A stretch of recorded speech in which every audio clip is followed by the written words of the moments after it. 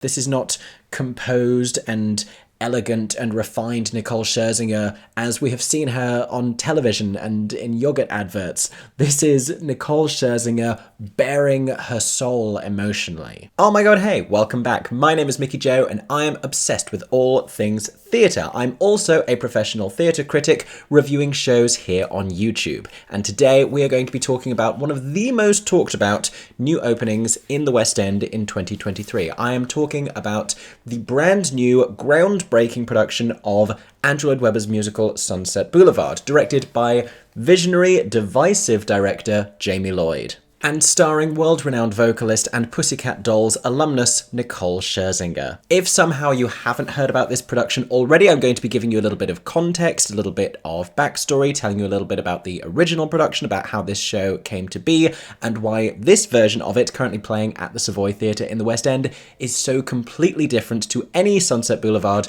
you may have seen before. This review is also coming a little bit after the show's press night because it opened officially while I was away in New York seeing a bunch of theatre over there, so I made sure that I bought a ticket to see it just as soon as I got back. And to preempt a question that anyone might be asking, I will be going back to see it again in a month to see Rachel Tucker, a West End actress who plays the role of Norma Desmond on Monday nights. And presumably I will also be making a review video about her performance to let you know about the differences between the two, because there will definitely be differences. Now, if you enjoy today's review, make sure to subscribe to my theatre-themed YouTube channel so that you can see all of the other upcoming reviews and theatre-themed videos that I will be releasing very soon. There is so much happening in the next couple of months that I'm very excited to share with you. Also, there are two links in the description of today's video. The first is where you can sign up to become a channel member. For just £2.99 a month, channel members are a huge support to this channel and get early access to all of the videos that I post, as well as the occasional channel member exclusive video, including my very organic first impressions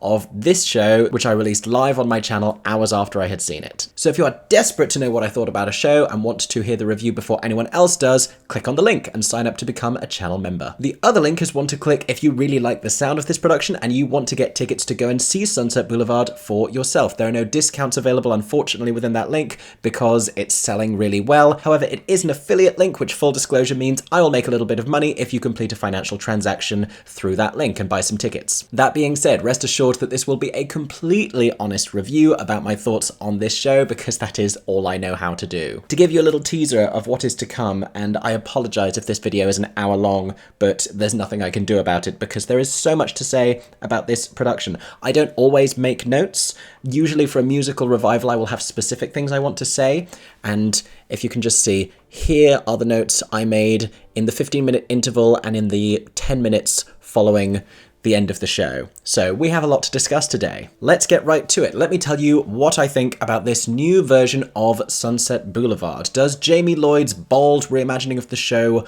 work, or is it incompatible with the existing material? We're about to find out after this clip of the curtain call, which does contain some spoilers for the end of the show.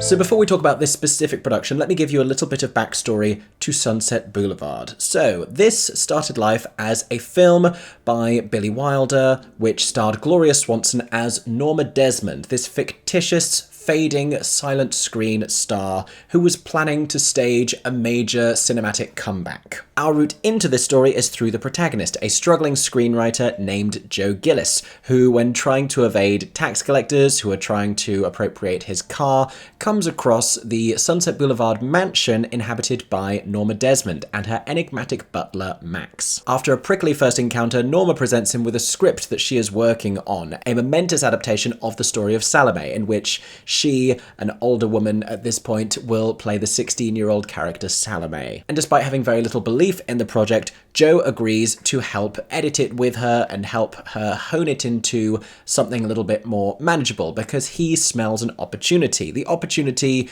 to make a little bit of money. But as he tries to balance keeping in her favour and pandering to her delusions while not aggravating her sensibilities, he comes to find out that he may be in over his head. At the same time, he is also working on a screenplay of his own with a young woman named Betty Schaefer, for whom he is developing romantic feelings. All of this to portray many different elements of the darker side of Hollywood, the way that it churns up people and spits them out and leaves them with this lingering emptiness. How you can have someone who even was portrayed as the greatest star of her time, now without fans, living this sort of desolate existence, dreaming of this impossible return. And on the other end of the spectrum, how the industry is so impenetrable to talented newcomers that they may have to resort to these kind of desperate schemes. Now, the 1950 film was adapted for the stage as a musical in the 1990s by Sir Andrew Lloyd Webber, who composed the score, with lyrics and book written by Don Black and Christopher Hampton. Interestingly enough,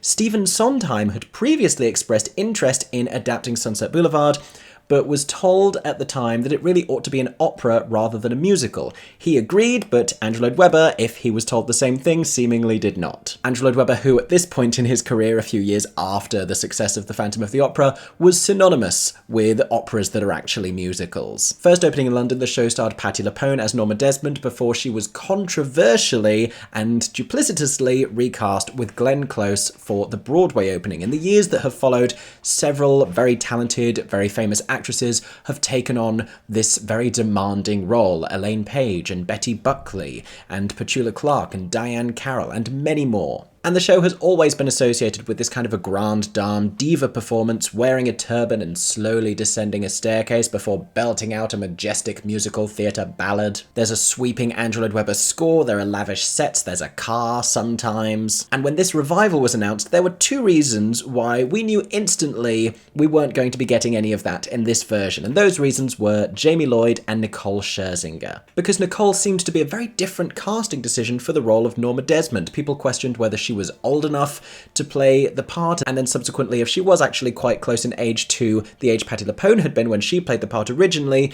whether Nicole looked old enough to play the part. And there's a whole misogynistic can of worms that we could open by investigating that conversation. But coupled with bold director Jamie Lloyd, I always had faith in her casting, because he consistently works with celebrities and will get something out of them. This is not someone who panders to the large names in his productions and allows them to coast on their celebrity. He will always have them doing very demanding work. He's worked recently with Emilia Clarke and Jessica Chastain and James McAvoy and Kit Harington. And it was the attachment of Jamie Lloyd to this production as its director that told us instantly it was going to be very different, because he has become known for these very bold reimaginings of older works, whether those are plays or musicals. He has a strong visual style. In recent years, he has become known for very threadbare sets, very minimal aesthetics, for blood and for handheld microphones. And this production contains almost all of those things. There are no handheld microphones. But now that it's open, let me tell you a little bit about what this production actually does look like.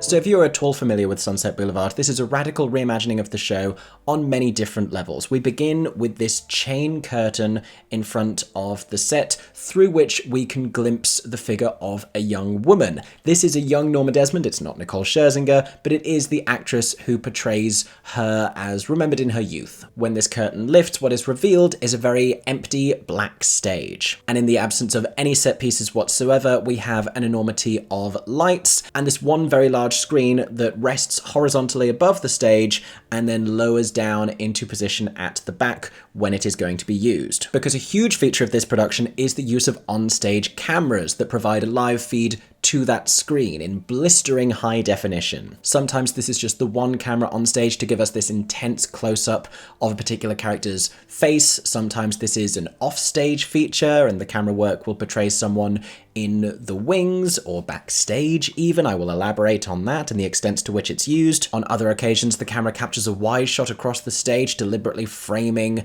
the actors in a certain way to tell us something very clear within the narrative. On some occasions, there are multiple cameras on stage so that they can crossfade between different faces. There's this one sequence where we see Nicole as Norma Desmond and the actress playing young Norma interchangeably. The minimal aesthetic also extends to the costuming. Nicole is wearing a simple black slip as Norma Desmond with not a turban in sight. She wears her long dark hair down, and the actors who make up the rest of the company are all wearing different black and white elements. Tom Francis, who plays Joe Gillis, is wearing an outfit that looks not unlike the one I'm wearing today as a sort of a helpful visual guide for you all. But the black and white costuming elements that everyone is wearing are modern clothes. They are contemporary dress, even though this is set during a historical time. And as I'm saying that, I'm questioning whether there is even anything that tethers it to a particular time during history, or if it's meant to just feel timeless. But certainly the reference to Norma Desmond's career being in silent pictures and then trying to make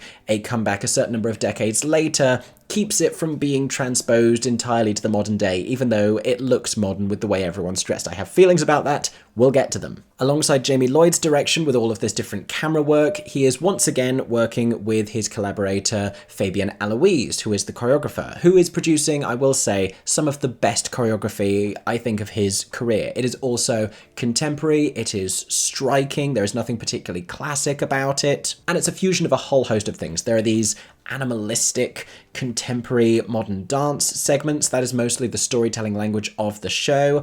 When they are dancing contextually within the piece and the characters know that they are dancing, they do a little bit of like traditional ballroom dance. There's some Argentine tango, which devolves quite quickly into some nods to some very trendy modern dance moves, which again, I have feelings about and we'll get to it. The design, both of the set and costumes, is by Sutra Gilmore, another Jamie Lloyd collaborator, and Alan Williams is the musical supervisor and music director. And for as much as Jamie Lloyd tends to really closely inspect the material that he works with, this kind of forensic level of investigation into the script never seems to extend to the score when he's working with musicals. When he directed Urinetown, it kind of retained its same sort of original, ironic, jolly quality, even though he had given it this very visually bleak production, and that worked to a certain extent because the two were functionally at odds with each other. But I've seen other shows that he's directed, like Assassins and Evita, where he has completely recontextualized the aesthetic of the whole thing and the meaning behind the spoken lines, but the score sounds more or less the same. And there are a few changes that have been made to the score of Sunset Boulevard. There are some cuts, such as the ladies paying, thank God, as well as one modulation that was taken out of the show that left me overwhelmingly shocked, and I will talk to you about that very soon. Which is a sentence I think I have said enough times now that we should just get to what I really thought of the thing. So, here is my verdict, my star rating, and my review.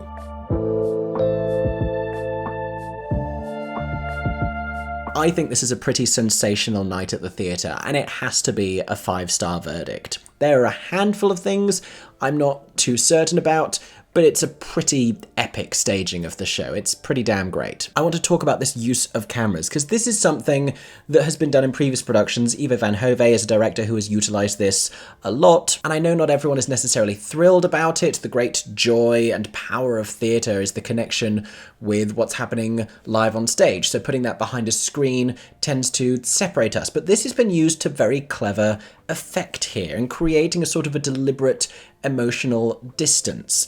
And this being a show all about cinema and all about Hollywood, having this screenwriter and this great screen star and everyone in this show has some sort of a connection to the world of film. Using screens and cameras as the language through which to tell this story is an inspiring choice. That is genius. Per the material, the story is being recalled from the perspective of Joe Gillis, who is a screenwriter, so for him to conceptualize the whole thing as a film works on so many levels. And then just functionally, what it allows us to do, how we can see individual beads of sweat running down his face when we meet David Thaxton, who is playing Max, who is this sort of a mysterious character who doesn't betray too much. The slightest twitch in his eye, the slightest turning of the corners of his mouth or flaring of his nostrils is captured so specifically and so clearly. It allows him and the other members of the cast to play minimalism and to play subtlety very acutely. That scene I mentioned before where we're cutting between the older and younger versions of Norma Desmond, that captures just about everything about this show. That really is the crux of the whole plot right there. And the performances, each of them are giving, how you see this just sort of natural star-like quality in the younger version of her, and then this sort of frenzied desperation and longing for a return to that world in the older version, how enchanted she is with the memory of it all. There's so much there. And it's devastating because you can see what it is that she's lost, but it also makes you feel for her enormously. I spoke about some other wide shots that had very deliberate framing. There is a scene in the second act in which Joe and Betty are sort of establishing more of a romantic connection, and the way that this is framed via the camera, it's not the way we're seeing it front on the stage, but it has the two of them singing lovingly to each other with Norma stood in the middle. Now, she's not actually party to this scene, but it serves as a bit of a heavy-handed reminder of her presence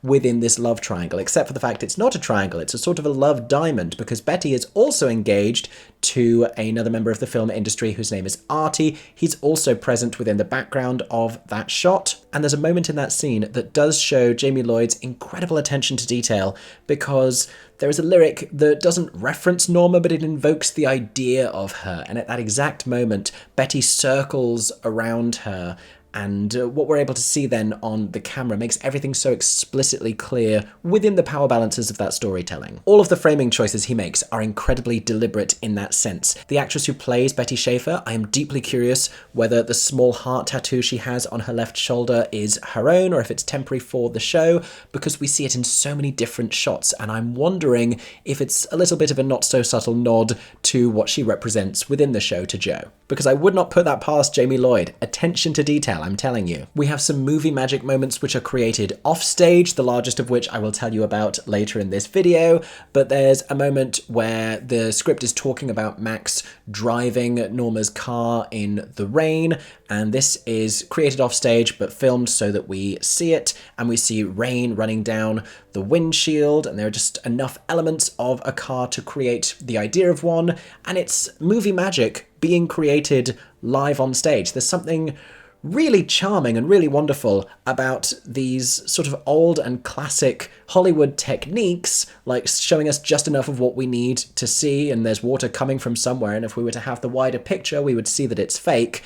But to use those old techniques with absolute cutting-edge new technology and to marry the two, I think that's great. I think that's terrific. All of this combines with a wonderful lighting design from Jack Knowles, and how it differentiates between a dreamlike quality and then the immediacy of reality when we swap to these very harsh, purely front-lit moments. At this point, I must also give credit to Nathan Amsey and Joe Ransom for what is truly a groundbreaking video design and cinematography. They are absolutely integral to the artistic success of this production. Now, in terms of how this all pairs with the material itself, like I told you, it's a natural language with which to tell this story because of its themes.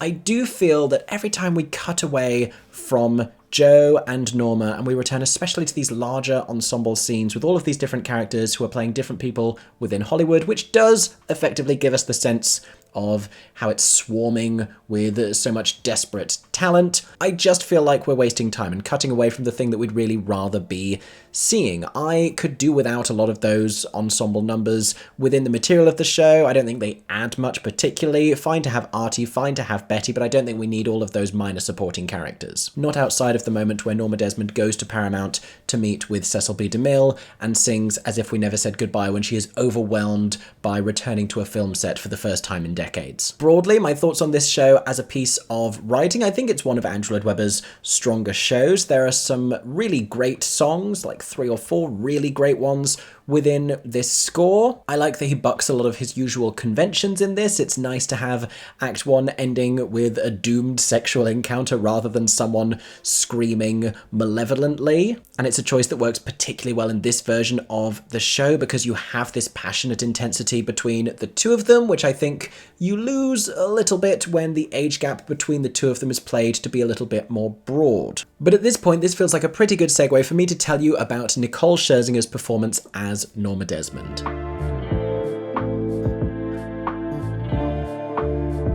So though there were plenty of naysayers when she was first announced, I was always confident that Nicole was going to deliver something very exciting as Norma. Jamie Lloyd always recruits these big star names and has a talent of getting them to subvert their own celebrity with a performance that is exposing and raw and vulnerable, and in many ways, that's what this is. Certainly with her physicality, she really gives herself over to this role. She is whipping her hair over her head and rolling around on the floor and slowly lowering into the splits and kicking her legs up. There are moments where she is sprinting at full force across the stage in this chaotic, manic scene. There's a moment where she's in a line with the rest of the ensemble and performing the same sort of guttural choreography as the rest of them. Often in the later portions of the show, and when she's singing, she beats her chest with this animalistic fury. And it is certainly a portrayal that delivers everything you might expect from Nicole Scherzinger as Norma Desmond, and then some. She is nothing less than wholeheartedly committed in this show, and the shining moments of her performance are the 2 songs that she gets to perform, With One Look and As If We Never Said Goodbye. Let me tell you about those. First of all, right off the bat, they both are met with standing ovation responses. They are incredible vocal performances. Like, it's a tremendous vocal achievement. She has this quality that is familiar of Barbra Streisand mixed with Linda Eder in a way from Jekyll and Hyde on Broadway. And I don't know if I can pay anyone a greater compliment than to say that their voice conjures familiarity with those 2 vocalists. She is absolutely wasted on pop music and belongs in the theatre. The majesty of her voice, the power of her voice, she's sensational and has always belonged on a stage. It's hard to say which of the 2 is the stronger vocal performance. They're pretty similar for the most part. She sings this powerful song, she stands rooted on the spot. I like the staging of As If We've Never Said Goodbye because of what she's juxtaposed against, but I'll talk more about that in another segment. In each song, she surprised me with some choices. The first wasn't necessarily hers. So in With One Look, this song used to carry on to its end in the same key, and when Glenn Close took over the role, they added a downward modulation to make the ending lower. So the only principal performer who had ever sung the original version was Patti LuPone, and I don't think sheet music even exists anymore with that original key in, so I was not expecting for us to, after 30 years, to revert to that original version of the song, but Nicole doesn't do the downward modulation. Everyone, like hugely talented vocalists, have all done this downward modulation. Nicole stays in the same key. Thrilled with whoever made the choice to reinstate the original ending of the song. I was beyond shook and thrilled. It means she gets to belt out the final note, admittedly with a transposed vowel choice, making it may rather than me, which is what I expected, with an enormous power that is going to make your hair stand up on end wherever you're sitting in this theatre. Then, in the second act, in As If We Never Said Goodbye, she holds this note for such a long time when she's singing, I've come home at last. She holds the last for so very long and then doesn't breathe when she carries it through into and this time will be bigger. But it's an almost preposterous amount of time that she holds that note for. It is just this glorious moment of vocal power. And in a song all about how she's returning to the full extent of her abilities as this screen actress, it's fitting to have Scherzinger really show us everything she can do as a vocalist. She's like, you already thought I was great. This is truly how phenomenal I am. And like I said, audiences standing up and applauding after each of those songs. And it's worth saying, this was not a press night performance. I know I'm usually there on press night. This was an incidental Tuesday night performance, and they still stood up twice. Those vocal moments are perhaps when she's at her most vulnerable as well. She's making this intense eye contact with every member of the audience in turn during With One Look. And when she's holding that huge note in As If We Never Said Goodbye, every vein in her forehead is threatening to burst. This is not composed and elegant and refined Nicole Scherzinger as we have seen her on television and in yogurt adverts. This is Nicole Scherzinger bearing her soul emotionally. She also, like I expected, subverts and spoofs her own celebrity status to a certain extent. There are lines within the script that allow her to do this. There's one where she says, "Why would people be coming if not for me?" And she gives a knowing look to the audience via the camera and screen situation. At that point, that gets a bit of a laugh. She also does a little bit of Pussycat Dolls choreography. So when she's explaining the plot of Salome, she does a whole host of different campy things. She kind of like mugs to the camera a lot and makes these broad comic facial expressions. I don't know if that undercuts a little bit of the seriousness of her character to begin with, or if deliberately Jamie Lloyd wants us to not take her particularly seriously, just like Joe doesn't at that moment,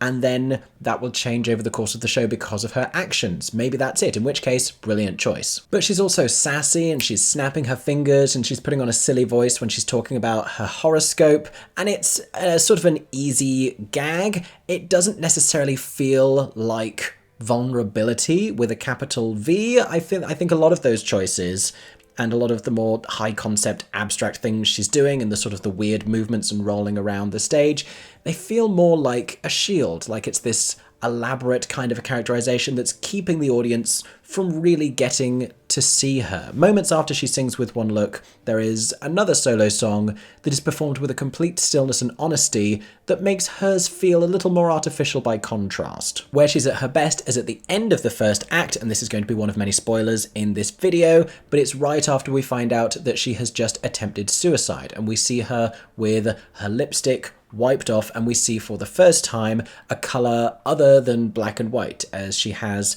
the red of blood on bandages around her wrists, and she walks forwards with a sort of a stoic, vacant quality, and it's there and thereafter that her performance starts to feel a lot more genuinely raw and honest.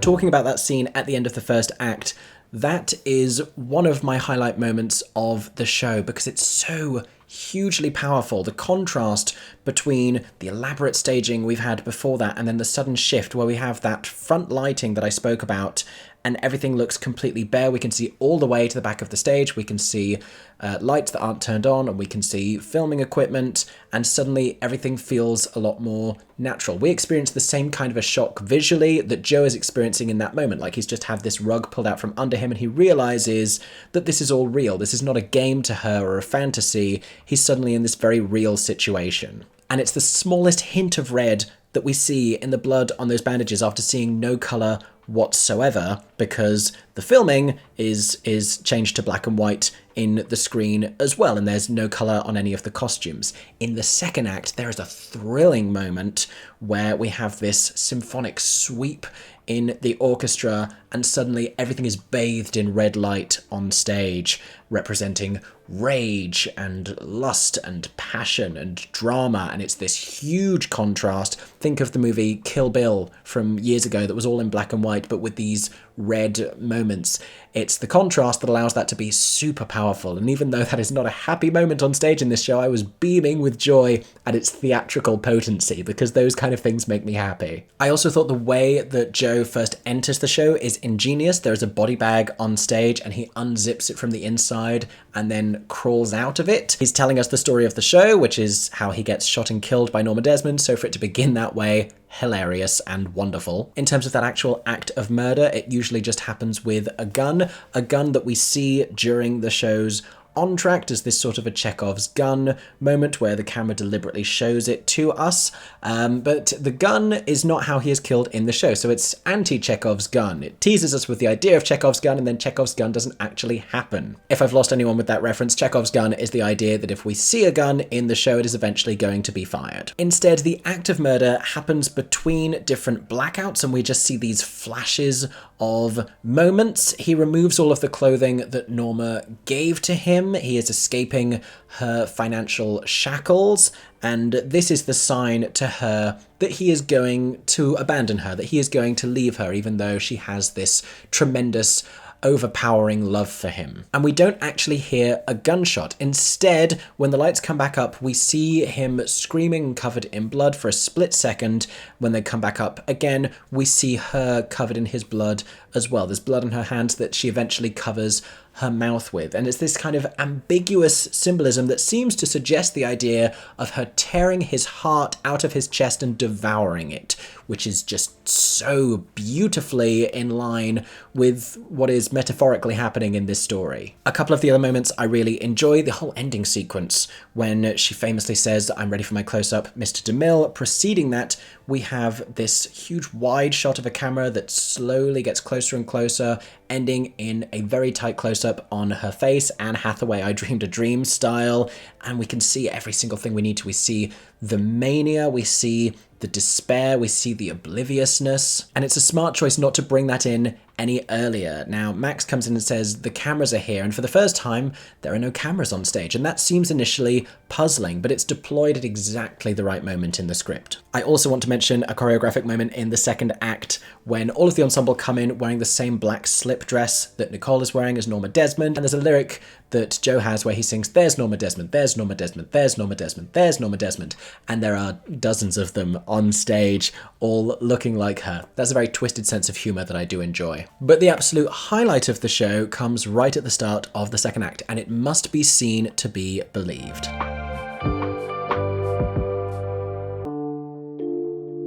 So while the show is resuming and the band plays the entr'acte, we see footage of Tom Francis as Joe Gillis backstage in his dressing room, literally filmed backstage at the Savoy Theatre. We pan out from a television which is showing the original film of Sunset Boulevard, the Billy Wilder film, and it's showing the scene with subtitles that we just saw moments ago at the end of the first act. We pan to him in his dressing room. He then walks around the corridors backstage, greeting other cast members out of character, pokes his head into David Thaxton's dressing room, where he is looking at a Pussycat Dolls poster on his mirror. I have mixed feelings about this because I like the nod to Nicole's own celebrity. I do feel that, like, it's the appropriate thing to have Max be that character because he's completely obsessed with her, but it does undercut the seriousness of his character at the same time. Tom as Joe then continues roaming the corridors. He has this brief little chat in a doorway with Betty. He heads into Nicole's dressing room as Norma Desmond, where she is wearing a turban, the only time you'll see a turban in this show. It's a fun little Easter egg. He also passes a monkey in the stairwell. That's a nod to the monkey that doesn't appear in this show that usually would. And this whole sequence strikes a deliberately comic note, and it feels as though he is returning to the stage, whereupon he will sing the song Sunset Boulevard. But though he reaches the stage level and crosses at the back, he immediately leaves again, goes out the stage door, where he sings the song Sunset Boulevard on the streets of London. If somehow you haven't had this spoiled for you already, let me tell you what happens. So he leaves the stage door with a camera with him. It is all sung completely live. He has visible in-ears that he wears so that he can hear the band, so that he can sing at the right time. His vocals are pumped into the auditorium. To the side of him, we can see several different members of staff and security around him to make sure that this feat can go undisturbed, but he literally walks out of the theatre, past a pub, onto the Strand on the streets of London, round the corner, up to the entrance of the Savoy Hotel, where the entrance of the Savoy Theatre also is. He sort of references the Savoy Hotel in a very pithy way when one of the lyrics nods to grandeur. He also then kneels down beside a poster of Nicole Scherzinger advertising the show when he sings "And If I'm Honest, I Like the Lady, I Find I'm Rather Touched by Her Folly." He also stands in front of the show posters when he sings the title lyric Sunset Boulevard. And although although at this point it's clear to us what is happening, it is still somehow really shocking when he re-enters the auditorium while still singing and walks onto the stage to finish the song. It's truly groundbreaking. It's a mind-blowing feat. I have no idea how it's going to translate to the increasingly harsh British winter weather, but I'm completely wowed by the fact that they're managing to pull this off. That being said, it is one of those moments where the direction starts to just slightly overtake the honesty of the material, because when he is walking towards the camera and we can see what he's singing, that's great. For a lot of the verse, he is walking away from the camera and we can't see what he's singing. And we don't, if I'm honest, pay much attention to the lyrics because we're too busy observing where he is and where he's going and having our minds blown. It's a staging choice that kind of upstages the song itself. Now, during all of this, Nicole as Norma Desmond is sat on a chair very still on stage. And after a brief scene that plays when he returns, he says to her, it's your show, good luck. And she then has this scene where she meets Cecil B. DeMille, who is depicted via the giant screen, but we just see his silhouette. He is lit from behind, so we can't see the details of his face. And then she sings As If We Never Said Goodbye. When she walks onto a film set for the first time in decades, that screen lifts, and we see all of these people standing still at the background, and that is when she sings the song. And what we have with both of these different sequences is this incredible duality of reality and fantasy. What we're seeing with our own eyes in person, that's the fantasy. With this haze and with this dreamlike lighting and all these people in the background captured still. They're not really reacting to her and perceiving her in the way that she thinks they are, because it's all within her concoction of it. It's a fantasy. But what we're seeing on the screen is as real as it can be. We see him walking around the street. We see him going outside. It's stripped away this layer of pretense, and even though we're not seeing that with our own eyes, that's the reality. There is just so much you could say about this. There's so much you could analyze here. Maybe it sounds pretentious, maybe it is pretentious, but I think it's also genius.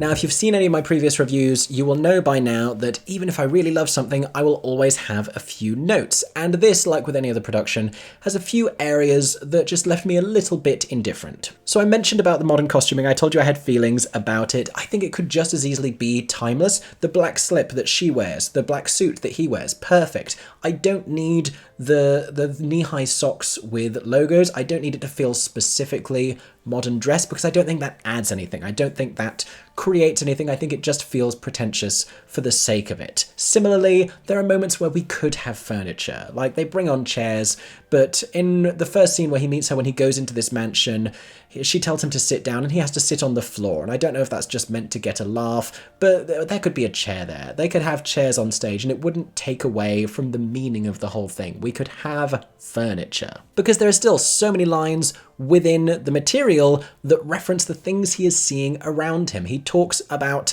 the funeral for a monkey that we don't see on stage. It's odd to just have him reading that line in darkness, to have him commenting on all of the different features of this mansion, and we don't get to see any of it. And I think that lack of scenery is honestly as challenging as it is meaningful. I spoke about the modern dance moments, and they feel a little bit gimmicky. I don't mind it when they're doing a dance break during The Perfect Year, and they're sort of doing what reminds me of the routine from Friends that Monica and Ross did, where they're doing these moves in sync with each other.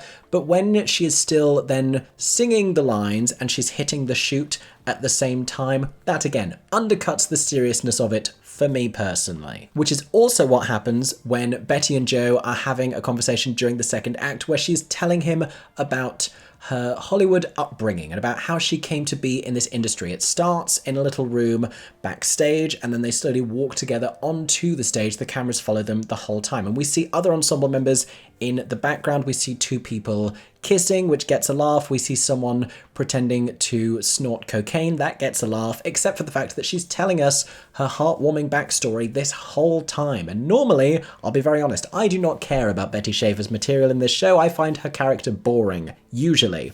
On this occasion, I did, and I'm thinking for the first time I care about what Betty has to say. Stop upstaging her sentimentality with a cheap gag about drugs. I don't need that. And in that moment, although I've spoken about the attention to detail that Jamie Lloyd has and the reverence that he has for the material that he's working with and how he pays attention to every specific line, it feels as though the script in that moment and the words that are being said are just one of several atmospheric details that are swirling around his mind, and they all matter equally. Ultimately, and this is my biggest picture criticism, I feel like there is a better and more powerful story that Jamie Lloyd as a director could tell about Hollywood if he were to work with new writing and new writers, rather than spending his career trying to reshape existing material to get a square peg to fit into a round hole. And he's very good at it, and it makes for remarkable study, and it's thrilling for me to see how something has been adapted and get to tell you about it. But I do feel as though if he were to work with a writer, that would give him even more power. I think he'd be more powerful in that way, because he would get to be involved with shaping the words and everything else. There is a moment in this creative process where it feels like his power ends because he has to defer to the material. If he were to work with new writing, I think it would be even more exciting. Finally, there are more cast members in this production than just Nicole Scherzinger. Let me tell you about the other leading and supporting cast members.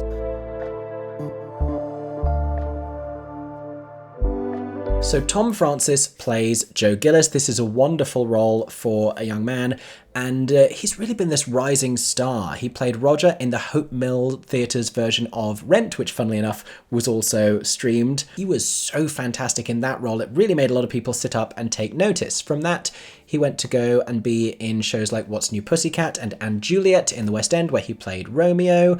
I've seen him in other workshop performances recently, but this is certainly, I think, the strongest thing I've ever seen him in. And it plays very well to his particular performance style, where he has this amazing rock tenor voice that is so passionate and expressive, and a face that is sort of minimally expressive, which works very well for Jamie Lloyd shows. It works very well for Jamie Lloyd shows where there is a camera on you, and what we're going for here is movie-style acting. We're not going for broad, theatrical, back-of-the-dress-circle acting. Nicole is on a couple of moments, but that's because we want to see her looking manic and deranged by comparison. If everyone was to give you their normal on-stage acting with a giant HD camera, they'd all look crazy. For him, this works very well, and where he starts to get more frenzied and frustrated, we see brilliant work from him. Grace Hodgett-Young plays Betty Schaefer, and like I'd mentioned before, manages to make me fall back in love with a character I had no interest in before. She's one of these sort of generic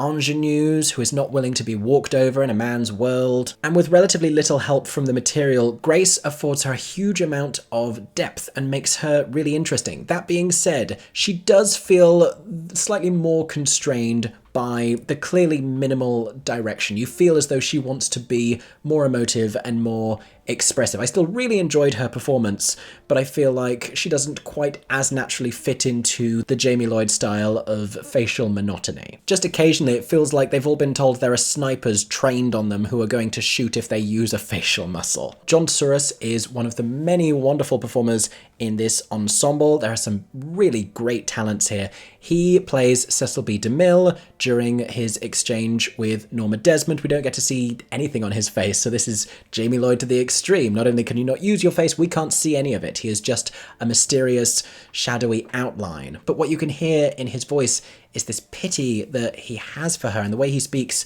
about her right before meeting her, and then the way he speaks to her, and then the way he speaks about her right after having spoken her. There's 3 different moods that he goes through then. He's sort of resentful of having to meet with her because he doesn't think it's worth his time, and then he pays her a certain amount of reverence, and then after having spoken with her, that lingers a little bit, even though he then goes back to being a little bit more honest. It's just a brief moment, but he depicts that arc wonderfully. Wonderful job. I must also tell you about Hannah Yun Chamberlain, who plays young Norma. She doesn't have any spoken lines.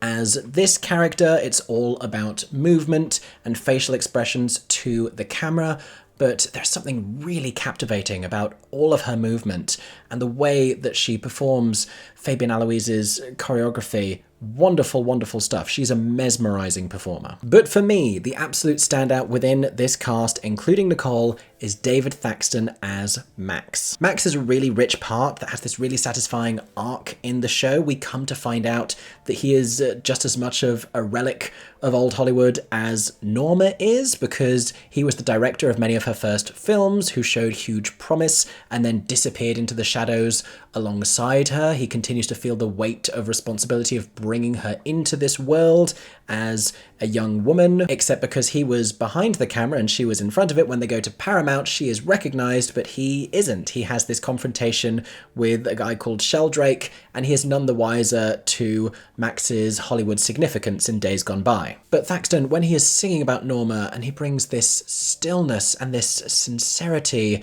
and beautiful vocals. Of course, being an alumnus of Les Miserables, he is capable of absolutely beautiful vocals. But it's the subtlety of his acting choices in acting through song that are just absolutely glorious. It hurts to see Max made a clown by that little joke in the entr'acte, and by occasionally swapping to footage of his face reacting harshly to things that Joe has said. It feels like he's used for punchlines on occasion, but so profound is the depth of his performance, so agonizing is the heartbreak we see at the end when he's doing this silent scream when he realizes what's going to happen to Norma, that she is doomed, and again feels this shame and this responsibility for having brought her into all of this in the first place, into this world, into this industry that consumed her, that overpowers any of those earlier comic moments instantly. His is really a masterclass in subtlety and nuance and depth, alongside Nicole, who is this formidable powerhouse, but basically a sledgehammer with lipstick. But those have been my thoughts about Sunset Boulevard. Right now, I have been filming this for 73 minutes. I apologize that this is going to be a long review. I was always going to have a lot to talk about in this one. Maybe the next review will be shorter. Hopefully, if you want to stick around and find out, make sure you're subscribed to my theatre-themed YouTube channel so you don't miss any of my upcoming videos. Like I said at the beginning, if you want to see my videos before anyone else and see early and exclusive content, click the first link in the description and sign up to become one of my channel members. And if you want tickets to go and see Sunset Boulevard, if after this review you feel like you have to go and see it for yourself, which I would encourage you to, click on the second link in the description and buy yourself some tickets. Finally, if you have already seen this production for yourself, comment down below with what you thought about it. I am so desperate to hear how it's sitting with other people and what else you noticed that I didn't. Thank you so much for watching this video. I hope that you enjoyed, and I hope that everyone is staying safe and that you have a stagey day. For 10 more seconds, I'm MickeyJoTheatre. Oh my god, hey, thanks for watching, have a stagey day. Subscribe!